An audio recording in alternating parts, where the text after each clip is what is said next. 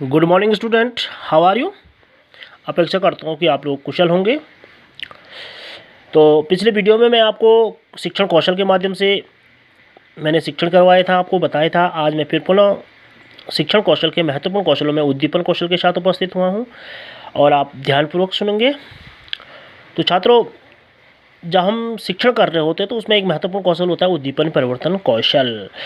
कहिए कि उद्दीपन परिवर्तन कौशल का हम प्रयोग छात्रों के ध्यान को आकर्षित करने के लिए, छात्रों के ध्यान यानी एकाग्रचित को बढ़ाने के लिए प्रयोग करते हैं। यानी कि छात्रों के अधिगम स्तर को उच्च स्तर तक पहुंचाने के लिए हम इस शिक्षण का इस प्रकार के कौशल का प्रयोग करते हैं।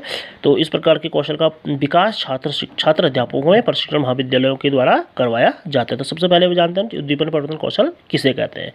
तो छात्रों के ध्यान को आकर्षित करने के लिए तथा छात्र को पाठ में लगाए रखने के लिए कि जो जिस पाठ या जिस टॉपिक को हम पढ़ा रहे हैं उस पर छात्र के ध्यान को लगाए रखने के लिए शिक्षक अपने व्यवहारों में जानबूझकर जो परिवर्तन लाता है, यानी शिक्षक द्वारा जो जानबूझकर जो परिवर्तन लाए जाते हैं उसे हम उद्दीपन परिवर्तन कौशल कहते हैं। यानी कि जानबूझकर जो परिवर्तन शिक्षक के द्वारा अपने व्यवहार में लाए जाते हैं उन्हें ही हम शिक्षक उद्दीपन परिवर्तन कौशल कहते हैं। और ये जानबूझकर जो लाए जाने वाली जो परिवर्तन होते हैं, ये परिवर्तन शिक्षकों के ध्यान को एकाग्रचित करने के लिए यानी कि अधिगम को बढ़ाने के लिए, यानी कि छात्र को ध्यान को एकाग्रचित करने के लिए किए जाते हैं।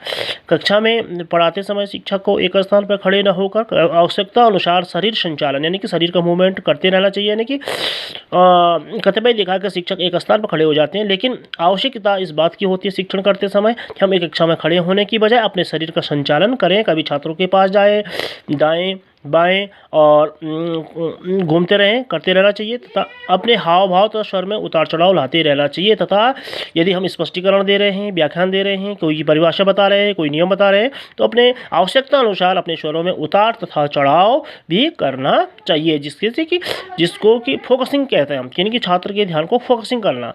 महत्वपूर्ण जो बात हम कहने जा रहे हैं उसको फोकस किया जा सकता है।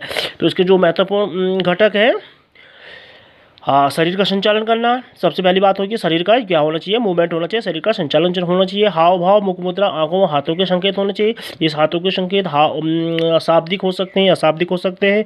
हाव भाव यानी कि अगर हम वीर रस पढ़ा रहे हैं तो हाव के भाव उस प्रकार से होने चाहिए, शांति रस पढ़ा रहे हैं तो इस प्रकार से होने चाहिए। आंखों व हाथों के संकेत, स्वर में उतार चढ़ाव, और कभी हम कुछ तेज स्वरों में बोल रहे हैं, कभी धीरे से भी बताया जा सकता है। भाव केंद्रीकरण यानी कि फोकसिंग। छात्र शिक्षक अंतःक्रिया में परिवर्तन होना चाहिए। मौन विराम, आवश्यकता अनुसार मौन विराम भी दिया जाना चाहिए। लगातार ही व्याख्यान करते रहना नहीं चाहिए, बल्कि बीच बीच में हमें मौन विराम भी दिया जाना चाहिए। और मौन विराम के अंतर्गत ही हम छात्र के विचारों को सुन सकें। श्रव्य दृश्य क्रम में परिवर्तन यानी कि लगातार हम कभी अगर श्रव्य दृश्यों का साधनों का प्रयोग कर रहे हैं तो कभी श्रव्य के साथ हम शिक्षण कार्य शुरू करें, कभी और दृश्य के साथ हम शिक्षण कार्य शुरू कर सकते हैं। यानी कि एक ही तरह न बल्कि उसमें लगातार परिवर्तन किया जा सकता है। छात्रों का सही और लगातार से कॉपरेशन ऑफ स्टूडेंट के छात्रों का सहयोग लगातार लिया जाना चाहिए। इसी के साथ मैं दूसरा कौशल भी आपको बताने जा रहा हूं जो महत्वपूर्ण कौशल है, जिसका प्रयोग लगातार हम मेगा लेसन प्लान में या शिक्षण के में करते हैं। यह है दूसरा श्यामपट्ट कौशल। तो श्यामपट्ट यानी कि ब्लैक बोर्ड स्किल्स। और वर्तमान समय में ब्लैक बोर्ड की स्थिति चेंजेस हो चुकी है, क्योंकि अब तो वाइट चार्ट आने शुरू हो गए हैं। तो क्या है, सबसे पहले हम जानेंगे कि श्यामपट्ट कौशल या श्यामपट्ट कौशल क्या है। बिना श्यामपट्ट, देखो सबसे पहली बात, बिना श्यामपट्ट के हम कक्षा शिक्षण के बारे में सोच ही नहीं सकते हैं। यानी कि बिना बोर्ड के कुछ ना कुछ शिक्षक को समझाने के लिए, स्पष्टीकरण और व्याख्यान को समझाने के लिए किसी न किसी सामग्री का प्रयोग करना होता है। तो बिना श्यामपट्ट के किसी भी कक्षा को शिक्षण कक्षा कहना उचित नहीं है। अध्यापक को श्यामपट्ट का उचित प्रयोग करना आना अति आवश्यक है। और जब श्यामपट्ट होता है तो उसका उचित प्रयोग करना ही शिक्षक को आना आवश्यक है, क्योंकि श्यामपट्ट के प्रयोग से छात्र की श्रवण इंद्रियों के साथ श्रव्य दृश्य इंद्रियों का सक्रिय होती है। यानी कि केवल हम यहाँ पे सुन नहीं रहे होते, बल्कि छात्र शिक्षक के द्वारा जो कार्य श्यामपट्ट पे कराए जाते हैं, जब शिक्षक के द्वारा श्यामपट्ट पे जो कार्य कराए जाते हैं, इससे क्या होता है, एक तो हम व्याख्यान कर रहे हैं जिससे कि श्रवण शक्ति का विकास होता है। दूसरा, हम अगर श्यामपट्ट के द्वारा करा रहे हैं तो दृश्य शक्ति का भी विकास होगा। छात्र ऑडियो विजुअल स्तर पर शिक्षण यानी कि द्विइंद्रिय शिक्षण यहाँ पे हो रहा होगा। छात्रों का ध्यान केंद्रित रहता है, यानी कि सक्रिय रहता था। छात्रों का ध्यान किस पे रहता है, फोकसिंग रहता है विषय पाठ पे, यानी कि टॉपिक पे लगातार ध्यान केंद्रित रहता है। छात्रों में रुचि उत्पन्न करता है। और जो इस प्रकार के शिक्षण जब होते हैं तो छात्रों का ध्यान क्या होता है, छात्र प्रॉपर निरंतर रूप से विषय पर रुचि बनाए लेते हैं। तो सबसे पहले है श्यामपट्ट कार्य हेतु जो आवश्यक सामग्री होती है, क्या क्या होते हैं श्यामपट्ट के लिए, चौक हो गया, डस्टर हो गया, पॉइंटर हो गया, एक संकेतक जिसे कहते हैं, ज्योमेट्री बॉक्स हो गया इत्यादि। ठीक है। और श्यामपट्ट का जो आकार, जो महत्वपूर्ण आकार है, वो सबसे छोटा जो आकार होता है 2.5 मल्टीप्लाई 3.5 फीट में होता है। और जो बड़ा, अगर हम बड़े साइज़ की बात करें तो नॉर्मल 8 मल्टीप्लाई टू 5 नॉर्मल है, 6 गुणा गए 4 फीट, इस स्तर के जो है तो साइज कतिपय हमारे पास होते हैं।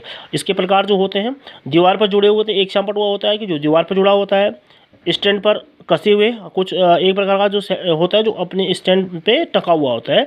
तीसरा है छोटे लकड़ी के पोर्टेबल श्यामपट्ट। और पोर्टेबल जो नाम से स्पष्ट हो रहा है कि पोर्टेबल है, इसको जोड़ सकते हैं हम और अपना स्तर से ऊपर घटा या बढ़ा सकते हैं, तो वहीं पे फिट करना होता है। चौथा है लपेटने वाला रोलर श्यामपट्ट, जो कि आपके जो शिक्षण में ज़्यादा से प्रयोग हो जाता है। जब हम शिक्षण कर रहे होते हैं तो यहाँ पर रोलर, आप लोगों ने अपने भैया बहनों को देखा होगा कि उनके बैग में एक श्यामपट्ट होता है, जब वो शिक्षण करने जाते हैं तो उससे कहते हैं हम रोलर श्यामपट्ट, है ना। और जो अगला है महत्वपूर्ण है, इसके जो घटक हैं, लेख स्पष्ट और पढ़ने लायक होना, ये मैं लगातार बच्चों को बताता रहता हूँ। और कक्षा शिक्षण में आप लोगों को बताया गया है कि आप श्यामपट्ट का प्रयोग, पहले दिन से मैंने बता दिया कि आप लगातार श्यामपट्ट पे अपने जो है हाथ आजमाइए, यानी कि लगातार लिखते रहिए, जिससे कि क्या होता है, लेख वाली बात होती है, कोई एक ही दिन में नहीं बनता, इसके लिए अभ्यास की आवश्यकता होती है। इसलिए लेख स्पष्ट और पढ़ने लायक होना चाहिए, क्योंकि आप शिक्षक हैं, आपका लेख सुंदर होना चाहिए, स्पष्ट होना चाहिए, पढ़ने लायक होना चाहिए, अक्षर सीधे होना चाहिए, और जो हम लिखने जा रहे हैं वो सीधे होने चाहिए श्यामपट्ट पे। शब्दों के बीच की दूरी समान होनी चाहिए, और शब्दों के जो बीच की गैपिंग है, स्पेस जो हम देते हैं, वो एक समान दूरी उसमें होनी चाहिए। मुख्य बिंदुओं को रेखांकित करना, और कतिपय मैंने लेसन प्लान पर कई बताया कि हम जो है प्रकरण को या इस प्रकार से रेखांकित करते हैं, तो यहाँ पे भी श्यामपट्ट पे हमें जो मुख्य बिंदु होते हैं उन्हें लगातार से ढंग से रेखांकित किया जाना चाहिए। अनावश्यक बातों को मिटा देना, कतिपय हम बिल्कुल सारी चीज़ों को लिख देते हैं, लेकिन अनावश्यक जो बातें होती हैं उनको लगातार मिटाया जाना चाहिए। चित्रों के लिए रंगीन चाक का प्रयोग करना, और श्यामपट्ट का प्रयोग करते समय हमें रंगीन चौक का भी प्रयोग करना, जिससे हम यदि कोई डायग्राम्स वगैरह या चित्र की सहायता से या किसी कोई मॉडल की सहायता से हम पढ़ाने जा रहे हैं, तो उन सारी महत्वपूर्ण बातों को हम रंगीन चित्रों का भी प्रयोग करें तो वो महत्वपूर्ण होगा। कार्य में समस्त पाठ्य वस्तु की पुनरावृत्ति, और जब हम पढ़ा रहे हैं, किसी व्याख्यान कर रहे हैं या किसी प्रकार का जो शिक्षण कर रहे हैं, उसमें कार्यों को समस्त पाठ्य वस्तु की पुनरावृत्ति भी की जानी चाहिए। और कठिन शब्दों को लिखा जाना चाहिए। दूसरा, कक्षा समाप्ति पर श्यामपट्ट साफ करना, और एक महत्वपूर्ण कौशल जो मैं आपको बताने जा रहा हूँ, यदि आप श्यामपट्ट का जब प्रयोग करते हैं, हमारी जब कक्षा समाप्त हो जाती है, तो कक्षा समाप्ति के साथ साथ अपनी कक्षा पर हमारा श्यामपट्ट क्लियर होना चाहिए, साफ होना चाहिए। तो आप इनको महत्वपूर्ण ढंग से देखेंगे, और नेक्स्ट टाइम मैं आपको जो है मेगा लेसन प्लान की ओर ले जाऊंगा। अगले वीडियो में मेगा लेसन प्लान, किस प्रकार से हम एक विस्तृत लेसन प्लान का प्रयोग नियोजन या प्लानिंग करेंगे। Thank you.